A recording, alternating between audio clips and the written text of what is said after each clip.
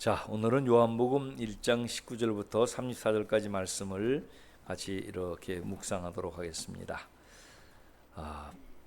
오늘은 예수님을 증거했던 세례 요한의 이야기가 전반부에 나오고 후반부는 세례 요한이 증거한 예수님에 대해서 이렇게 나옵니다. 먼저 23절 말씀을 같이 보겠습니다. 이르되 나는 선지자 이사야의 말과 같이 주의 길을 곧게 하라고 광야에서 외치는 자의 소리로라. 이사야 선지자는 이제 이사야서에 보면은 이사야서는 아주 굉장히 은혜로운 책입니다. 신약 성경의 복음서와 같이 이사야서는 예수님에 대해서 너무나 많이 기록하고 있고 예수님을 너무 잘 표현하고 있어요. 그래서 이사야 53장 그가 찔림은 우리의 허물 때문이요. 그러니까 예수님의 메시아의 권한에 관한 장은 53장에 정리되어 있고 또 이렇게 중간중간에도 예수님에 관한 얘기가 있는데 그 중에 이사야 40장에 예수님을 소개하는 세례 요한에 대해서 얘기하는 예언하는 그 장이 이사야 40장 3절에 기록되어 있습니다. 외치는 자의 소리여 이르되 너희는 광야에서 여호와의 길을 예비하라. 사막에서 우리 하나님의 대로를 평탄케 하라. 이제 이 말씀이 세례 요한이 자신을 지칭한 것으로 그렇게 소개한 말씀입니다. 저는 이 말씀과 조금 그 경험이 있습니다. 이제 한 번도 얘기하지 않았는데 이제 그런 얘기들을 조금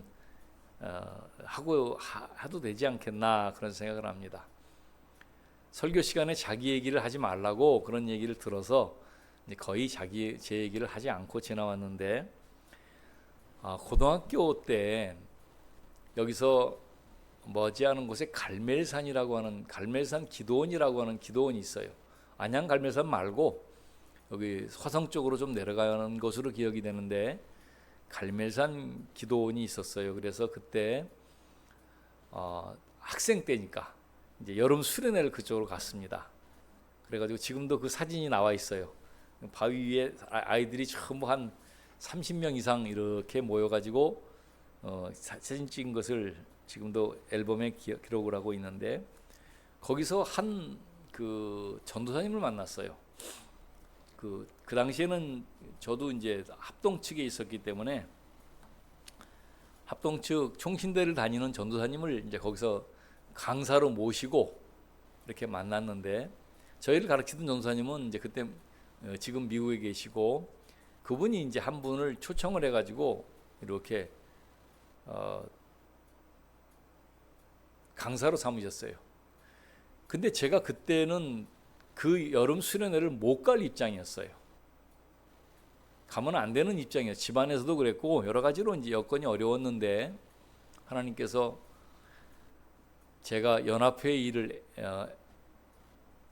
하는데 연합회는 하는 그 같이 일하던 학생을 하나 저한테 보내주셨어요. 그리고 와서 그러는 거예요. 저한테 하나님께서 너 이번 수련회를 가라고 하셔라고 말씀하는 거예요. 저희 집에서는 이제 가면 안 되는 입장이고 그 여름 수련회는 참석하지 않겠다는 얘기를 안 했어요. 제가 그랬는데 아니 그 친구가 은숙이라는 친구였어요. 그 친구가 와가지고 뜬금없이 너 하나님께서 여름 수련회를 가라고 하셔. 그러니까 꼭 가야 돼. 그렇게 얘기하는 거예요. 그래서 이게 무슨 일인가 하고 이제 고민을 하고 있다가 알았다고 그렇게 얘기를 했어요. 그리고 이제 집안의 반대에도 불구하고 갈멜산 기도원 수련회를 갔습니다.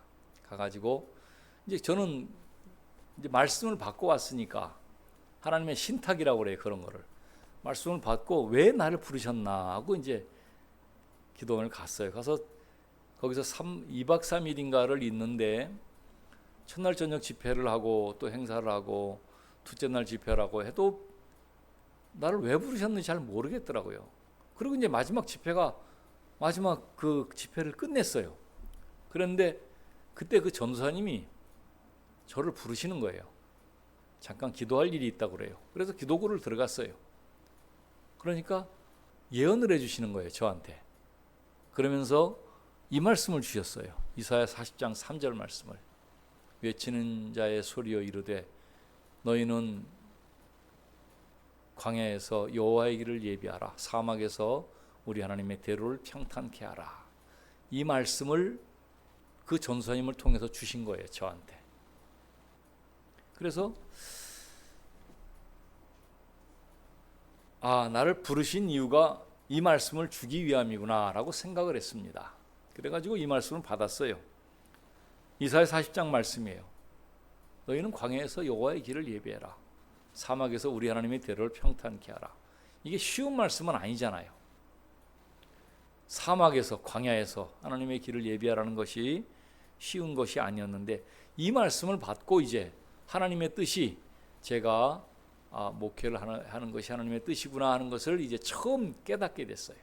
처음 알고 그리고 나서 이제 나중에 말씀을 묵상하면서 요한복음 21장에 나와 있는 베드로를 부르신 사건을 통해서 제가 그 말씀을 통해서 이제 확신하게 그러니까 2번 신학교를 진학을 하고 목회자가 돼야 한다는 것을 강하게 말씀을 하신 거예요. 그래서 그 말씀을 따라서 이렇게 왔습니다. 이 말씀을 볼 때마다 그 갈멜산 기도원, 지금 그 기도원은 없어졌어요. 갈멜산 기도원을 제가 가봤는데 이제 분명히 있었던 자리인데 가보니까 폐쇄가 됐어요. 그래가지고 나중에 결혼을 하고 갈멜산 기도원을 한 번 더 갔어요. 이제 정말 하나님께서 내가 신학을 하기를 원하십니까? 그러면서 신학을 하기 전에 한 번 더 기도원을 방문해. 그때도 있었어요. 그때가 92년도쯤 되는데 그때도 기도원을 하고 있었는데 이제 활성화되진 않았지만은 기도원이 있었는데 한 5, 6년 전에 한번 가봤는데 완전히 기도원이 문을 닫았어요. 그래서 이 말씀을 묵상할 때는 늘 이사야 40장 3절을 묵상할 때는 제 기억이 떠올라와요. 이렇게 하나님께서 나를 광야에서 부르셨구나. 그래 이제 교인 수가 적어지고 그러니까 여기가 광야구나 이제 그런 느낌을 갖습니다. 그래도 기도한 것처럼 하나님께서 동행하시겠다고 약속하시고 그랬으니까 그것만 이루어진다면 성도의 수와 상관없이 성도 수가 많아가지고 막 그러면 좋지요. 그런데 그보다 더 중요한 것은 주님의 임재입니다. 임재. 주님이 임재하시면 괜찮아요. 대만에서 선교하던 30년 선교하시던 선교사님이 은퇴를 하시면서 당신 한 일이 뭐요? 사람들이 비난했어요. 그랬더니 그분이 하는 말이 무슨 소리요? 내가 3명이나 세례를 줬습니다. 그러더래요. 내가 대만은 붉은색의 나라예요. 가보면 대만은 다 빨개요. 다 빨개. 이거는 기독교가 설 수 있는 그런 나라가 아니에요. 다 빨간 용의 나라라 이 말이에요. 용을 상징하는 게 빨간색인데 근데 거기서 내가 3명을 세례를 줬습니다. 그러니까 이제 그것도 그럴 수 있는 것이에요. 그러니까 완전히 적군 속에 들어가서 복음을 전하면서 있는데 교회가 존재하는 것만으로도 큰 일이죠. 그런 생각을 하게 됩니다. 어쨌든 이제 이렇게 좀 제가 경험했던 이런 일들을 이제는 얘기를 하고 싶습니다. 이제 편안하게 그렇게 말씀을 증거하겠습니다. 자, 그런데 세례 요한이 왜 자기를 광야의 소리라고 했을까? 그런 생각을 하면서 묵상을 합니다. 여러분, 소리는 특징이 있어요. 소리는 한번 외치고 딱 외치고 나면은 흔적이 없어집니다. 그 당시 어떤 환경이었는가 하면은 하나님의 말씀이 말라기 선지자를 끝으로 400년 동안 신탁이 없었어요. 하나님 말씀이 없었어요. 물론 뭐 성경, 구약 성경을 편집하고 하는 것은 그 당시 이루어졌어요. BC 300년경이니까 70인역 같은 성경이 만들어지고 하는 것은 그때 있지만 실질적으로 선지자나 사역자들이 하나도 없었어요. 그래가지고 이제 예수님이 오실 준비를 하나님은 시키신 것이죠. 완전히 깜깜한 상태, 완전히 영적으로 칠흑 같은 그 상태를 만들어 놓고 거기에 한 빛을 예수님을 보내시기 위해 준비하신 것이다. 지금 보니까 그래요. 그런데 한번 생각을 해보세요. 아브라함 때 BC 2000년 예수님 오실 때부터 2000년 전에 아브라함을 부르셨고, 그리고 아브라함을 부르시고 나서 600년 후 1400년경에 모세를 부르셔가지고 세팅을 하셨어요. 율법을 세팅하시고 백성이 살 수 있는 길을 세팅하셨어요. 그러고 나서 그 말씀을 따라서 1400년을 내려왔는데 그 당시에 수많은 일들이 있고 여러 가지 있었는데 바벨론 포로를 끝으로 가서 그리고 다시 회복을 했는데 말씀이 다 끊겨버린 것이에요. BC 400년에. 그러니까 말라기 선지자 때부터 아무런 말씀이 끝나가지고 선지자가 없었어요. 그런 가운데 세례요한이 딱 나타나가지고 로마의 학정을 얘기하고, 그리고 헤로드 왕이 잘못한 것을 얘기하고, 당신이 당신의 동생의 부인을 취한 것이 옳지 않소 하고 옳은 말을 하고, 옳은 말을 할 사람이 없었는데, 그러고 나서 사람들에게 죄를 회개하는 세례를 베풀었어요. 그러고 나니까 사람들이 저분이 하나님이 보낸 메시아 아닌가, 저분이 그리스도이 아닌가, 그리고 이제 막 궁금증을 가지고 사람들이 몰려든 것이에요. 400년 만에 나타난 선지자잖아요. 그래가지고 와서 묻습니다. 사람들을 보내가지고, 오늘 본문 말씀이 그렇게 돼 있죠. 자, 성경을 계속 좀 같이 보셔야 됩니다. 19절에 보니까 유대인들이 예루살렘에서 제사장들과 레위인들을 요한에게 보내요. 왜냐하면 이 사람들은 예루살렘에 살았지만 요한은 광야에 살다가 요단강에서 세례를 베풀었어요. 요단강에 보내요. 내가 누구냐 물을 때 요한이 증거가 바로 이것입니다. 요한이 말합니다. 드러내는 말하고 숨기지 아니했습니다. 드러내야 하는 말이 나는 그리스도가 아니라. 그러니까 그러면 누구냐? 내가 엘리야냐? 구약 선지자의 큰 선지자. 나는 아니라.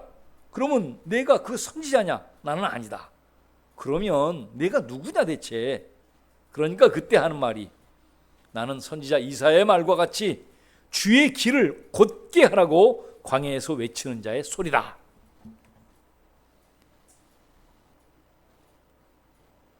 광야에서 외치는 자의 소리다. 이 말이 뭐예요? 자신에게 완전히 집중된 스포트라이트를 자신은 딱 감추고 딱 꺼버리고 나는 광야의 소리다. 그러면서 예수 그리스도를 여기 29절에 소개하는 것입니다.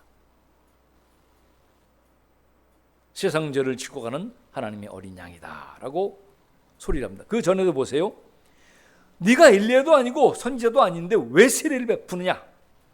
그러니까 요한이 말합니다. 나는 물로 세례를 베풀지만 너희 가운데 한 사람이 있는데 그분은 내가 신발끈을 풀기도 감당하지 못할 사람이 하나 있다. 그러면서 예수님을 소개합니다. 자, 세례 요한은 광야의 소리였습니다. 이 소리는요 흔적이 없어요. 자기에게 오는 온전한 그 스포트라이트를 예수님께 딱 넘겨드리고 자기는 사라지는 것이에요. 이게 흔적이 없이 사라지는 소리와 같은 그런 세례 요한의 사역입니다. 많은 사람들이, 많은 성도들이요 소리와 같은 삶을 살지 못해요. 교회가 막 주관하는 행사를 해가지고 불우이웃을 돕는다고 하면서 이름을 크게 내놓고 나서 아이고 얼마 안 되는 금액을 전달하면서 사진을 찍고 막 프랑카드를 걸고 대대적으로 홍보를 해요. 그런 걸 볼 수가 있습니다. 또 성도들도 교회에서 이렇게 일할 때 보면은 자꾸만 주님의 이름을 높여야 되는데 자기 이름을 높여요. 제가 여의도 순복음교회 한 사진을 보면서 깜짝 놀란 적이 있어요.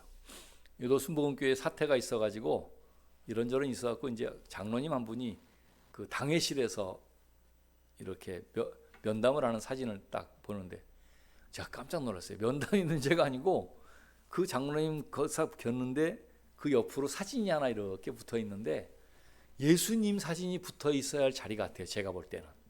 그런데 거기에 목사님, 조영기 목사님 사진이 붙어 있더라고요.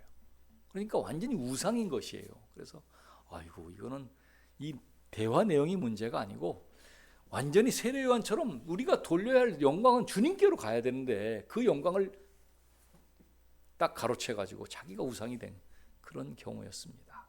지금도 마찬가지예요. 여러분, 영광은 주님이 받으시는 게 맞아요. 그리고 주님께 돌려야 됩니다. 우리는 광야의 소리예요. 소리. 그냥 소리는 흔적이 없이 없어져야 되는 것이 맞습니다.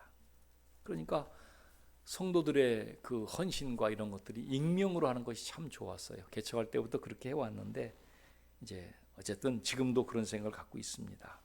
익명으로 하는 게 좋아요. 그리고 자기는 없어지는 것이에요. 그게 필요하다고 생각합니다. 또 광야의 소리는요, 영향력이 있습니다. 세례 요한이 소리를 내니까 사람들이 이제 몰려들어 가지고 그 얘기를, 예수님을 소개하는 소리를 계속 지른 것이죠. 그 여파가 예수님이 오시고 나서는 예수님을 알게 되고 깨닫게 되는, 예수님은 누군지 몰랐지만 세례 요한에 대해서는 좋게 생각한 사람이 많았거든요. 예수님 반대한 사람들도. 그런데 그들에게도 예수님을 증거하는 그런 역사가 있었습니다. 아주 이전에 요나라는 선지자가 구약 성경에 나옵니다.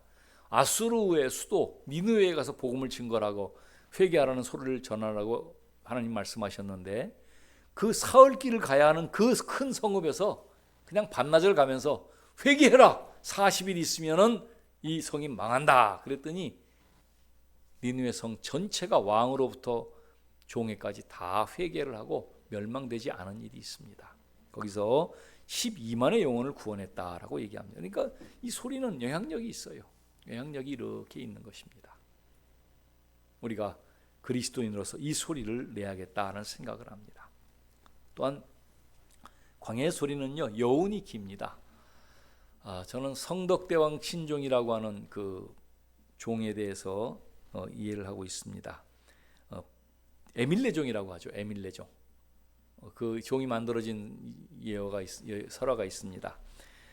해공왕이 만들었는데 할아버지였던 성덕왕을 공로를 기리기 위해서 종을 하나 만들었어요. 전국적으로 공모를 하고 종을 하나 딱 만들었는데, 이제 중들이 시주를 하러 다니죠. 승려들이 시주를 하면서 그 물품 받아오는 것을 시주라고 하는데, 쇠붙이를 받아오기도 하고 뭐 쌀을 받아오기도 하고 이런 시주를 하는데, 어느 집에 딱 갔더니 애기 엄마가 그러더라는 거예요. 나는 시주할 것이 없으니까 이 업고 있는 이 애나 데려가시오. 그리고 우스갯소리 했다는 거예요. 전설입니다, 전설. 그랬는데 아주 종을, 온 전국에서 종을 만들어 갖고, 크기가 커요. 키가 3m 78, 지름이 2.27, 어마어마하게 큰 종인데 종을 치는데 소리가 안 나는 거예요. 종을 만들었는데. 그러니까 이유를 알아봐라 그랬더니 누가 시주를 한다고 했고 안 했기 때문에 그랬다, 그렇게 얘기가 돈 것이에요. 그러니까 왕이 그 시주하는 사람은 그것을 찾아서 다시 하도록 해라 그래가지고 아기 등에 업은 아이를 그 쇠물에 넣어가지고서 종을 만들었다는 겁니다. 진짜 그랬겠습니까? 많은 하여튼 그런 게 있어요. 그래가지고 종을 쳤더니 소리가 너무너무 잘 나는 거예요. 그래서 이렇게 종 무슨 대회가 있다는 거예요. 종소리 제 그 대회 나가서도 1등을 하고, 아주 이제 제가 몇 년 전 가봤을 때는 보수를 하고 있었는데 지금은 다 완성됐나 모르겠어요. 그래서 종을 이렇게 했는데 그 종은 한번 땅 치고 나면 그 소리가 한 1분도 넘게 가요. 울려가는 게 참 아름다운 여운이 있습니다. 근데 이 여운이, 우리 성도들은 그리스도의 향기로서 이 여운이 있어야겠다, 소리로서, 그런 생각을 하게 됩니다. 정말 우리나라에 기독교인이 1000만이라고 얘기를 하는데 너무너무 힘들어요. 요즘은 기독교가 세상에 걱정거리가 되고 있습니다. 너무 막 그냥 물론 세상이 옳은 것은 아니지만은, 우리가 더 옳지만은 그래도 방법이 잘못돼 가지고 복음을 전하는 것이나 모든 것들이 좀 어려움이 있어요.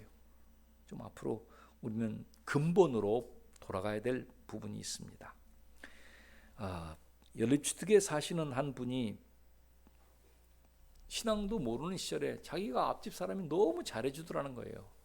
그래가지고 사귐을 있다가 이분이 3년 동안 사귀다가 이사를 갔는데 흔적도 없이 그냥 가가지고 알지를 못하고 있다가 그분을 보니까 기독교인이더라는 거예요. 그래서 그분 때문에 교회를 다닌다 하면서 간증하는 것을 들었습니다. 그런 여운이 있어야겠죠. 정말 우리 주변에 다른 사람 생각하지 말고 우리 나만 생각합시다. 나를 보고 어떤 사람이 아이고 나도 교회 다니고 싶습니다 그렇게 말할 수 있는가, 그 문제를 얘기하는 겁니다. 우리가 스포트라이트를 받지는 못하지만은 주님께 정말 스포트라이트를 비추게 하기 위해서 나는 광야의 소리처럼 이렇게 그런 역할을 해야겠다, 그런 생각을 하게 됩니다. 한번 스스로 돌아보시고 정리하면 좋겠습니다. 자, 그리고 29절 말씀에 요한이 예수께서 나아오시는 걸 보면서 얘기합니다. 세상 죄를 지고 가는 하나님의 어린 양이다 라고 얘기합니다. 이 이야기는 세상 죄를 지고 가는 하나님의 양이다, 이 말은 이제 설명을 좀 해야 돼요. 어린 양에 대해서. 유대인에게는 하나님께서 모세에게 말씀해 줄 때 3대 절기가 있어요. 유월절, 칠칠절, 초막절, 이 3개의 절기가 있어요. 유월절은 우리의 설에 해당하는 것이고, 초막절은 우리의 가을, 그러니까 추수감사절을 얘기해. 추수감사절. 우리를 말하면 추석이에요. 추석. 그러니까 앞에 있는 건 유월절, 뒤에 있는 건 초막절, 그 중간에 칠칠절이 있는데 이거는 단오절 비슷하다. 이제 시기가 그렇습니다. 그렇게 이해하면 되는데, 자, 유월절의 행사가 제일 커요. 두 번의 절기는 두 번의 그 오순절, 칠칠절과 초막절은 두 번의 절기는 좀 적은 행사인데 이 유월절은 제일 큰 행사로 모세가 하나님의 말씀을 통해서 정리해 놨어요. 그래가지고 유월절이 되면은 온 백성들이 가족 단위로 가서 제물을 가지고 가서 하나님께 드리는 것입니다. 대부분 이제 양을 잡았는데 양을 데리고 올라가 가지고 거기서 안수를 합니다.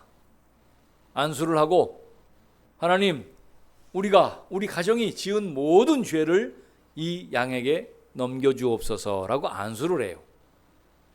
그러니까 그 사람에게 손을 얹게 하고 제사장이 손을 얹고 안수를 해요. 그런 다음에 이 사람에게, 자기 양을 데리고 온 사람에게 양을 잡게 해요. 그러면 그 사람이 양을 잡는데 칼을 가지고 양을 잡습니다.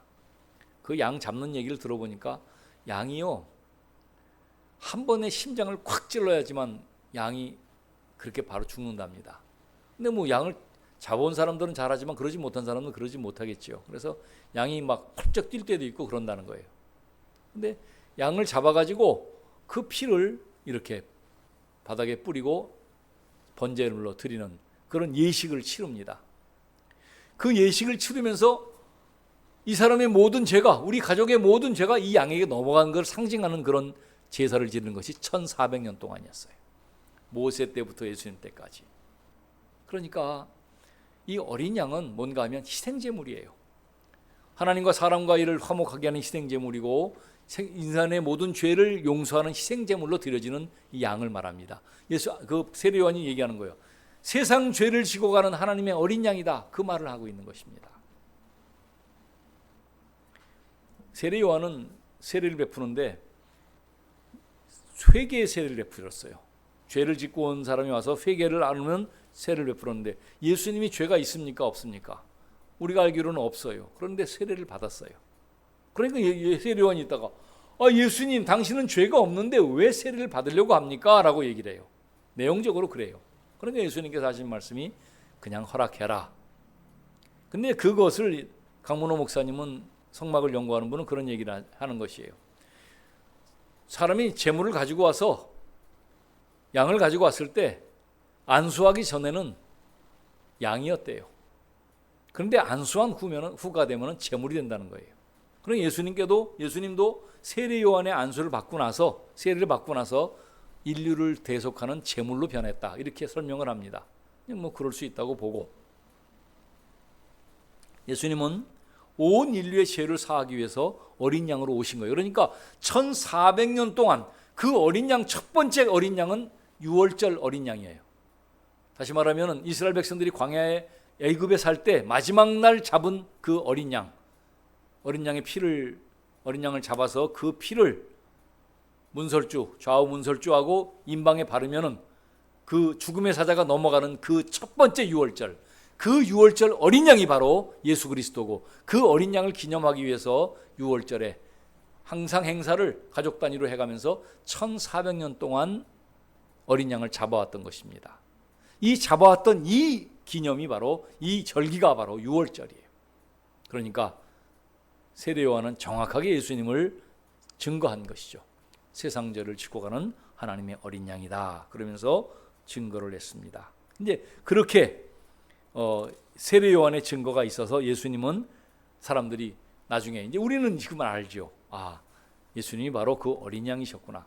이스라엘 백성들은 1400년 동안 어린 양을 잡으면서도 그런 생각을 못했어요. 생각지도 못할 얘기죠, 사실은. 왜? 하나님의 아들이 어떻게 어린 양이 돼서 십자가에 못 박혀 죽는가? 이거는 상상도 못하는 일이에요. 그렇지 않습니까? 지금도 상상 못할 일이죠.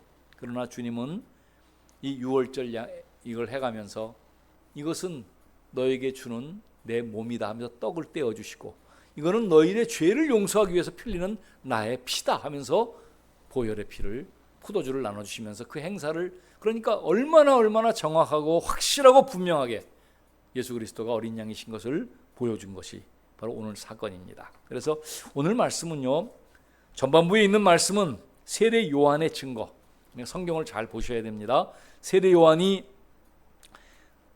자기가 광야의 소리라고 하는 그 말씀, 그리고 두 번째 29절부터의 말씀은 세상 죄를 지고 가는 하나님의 어린 양. 여러분은 이미 저와 함께 어린 양의 보혈 안에 있습니다. 그 어린 양이 큰 역사를 해서 우리는 그 안에 삶을 얻고 그 안에 생명을 얻습니다. 이 말씀을 꼭 기억하시고 감사하셔야 돼요. 오늘은 감사예요, 감사. 그 어린 양이 우리를 위해서, 그 어린 양이 우리의 생명을 위해서 돌아가시고 희생하셨다는 이 사실을 기억하고 오늘은 감사주일로 하나님 앞에 드리면 좋겠습니다. 기도하겠습니다. 하나님 아버지, 이스라엘 백성들은 1400년 동안 내려온 그 어린 양을 잡는 예식을 하면서도 하나님의 아들이 십자가를 지고 세상에 어린 양으로 이렇게 죽임을 당할 거라는 사실을 알지 못했습니다. 지금도 이스라엘 백성들은 그것을 부인하며 예수를 믿지 않고 있습니다. 하나님 아버지, 스티브 라이틀 목사님 얘기를 들어보니까 예수님이 오시기 전에 이스라엘 백성들이 먼저 이스라엘로 고토로 귀환을 하고, 그리고 복음이 땅끝까지 전파되면은 예수님이 오신다고 했는데 그 일이 지금 이루어지고 있는 것을 보게 됩니다. 하나님 아버지, 이 은혜를 주셔서 감사합니다. 이것을 깨닫게 하셔서 감사합니다. 주의 은혜로 이 말씀을 가지고 생활할 수 있도록 도와주시고, 오늘은 감사하며, 이 한 주간은 감사하며 한 주간을 보낼 수 있도록 어린 양이신 예수님 묵상하는 그런 주간이 되게 하옵소서. 특별히 사순절을 시작하는데 이 사순절이 어린 양이신 예수님을 기념하며 기억하는 귀한 절기가 시작되었습니다. 이 절기 동안 주님을 경배하며 예배하게 하옵소서. 감사하게 하시고 찬양하게 하시고 더 주님을 경배하는 놀라운 한 주간이 되도록 은혜 베풀어 주옵소서. 예수님의 이름으로 기도하옵나이다. 아멘.